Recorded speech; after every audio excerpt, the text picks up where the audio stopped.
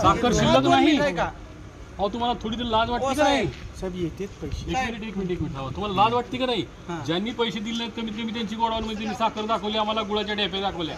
तुम्ही तर साखर बी नाही म्हणताय तुमच्याकडं अहो तुम्ही तुमच्या इतकी निर्लज्ज कुणीच नाही मग काय बँकेची साखर तर तुम्ही दिली ना बाहेर काढली ना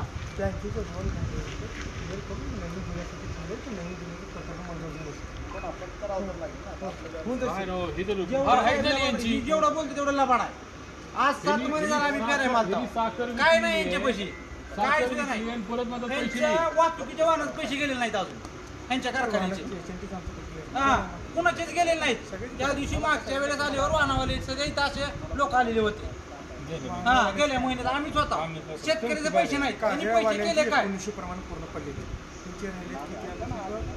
900 रुपये अहो साहेब उपकार केला 2800 रुपये आमचं बिल आहे तुमचं देण्यावर सोबत देणं आहे अहो लोकांची पडली बिल तुम्हाला 15 तुम्ही काय बोलता साहेब ही तुमची जी आहे का भाषा बोलण्याची योग्य नाही तुम्ही काय म्हणता बा हात जोडायचा विषय नाही आता मी काय म्हणलो साहेब झाले अहो आमच्या नांडाला फास लागलाय हो तुम्ही तुमच्या बँकेचं रिन्यू करून घ्यायला आम्ही कोणाकडे मागायचे पैसे रिन्यू बरोबर तुमचे 974,000 रुपये टाकले माझ्या अकाउंटला तुम्ही त्यावेळेस ऐका 1 लाख माझं 1.5 लाख रुपये लोन होतं आपण साखर आयुक्तालयामध्ये जायचं आता हा ती साखर बी विकली आहे आणि बिलं बी दिलं आहे तिथं फार मोठी गोष्ट आहे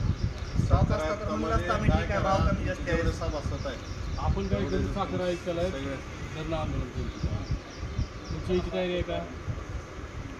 आहे का तयारी यायची उद्या हात वर करून गेल्यावर काय करायचंय करते 7 महिने झाले हित करायला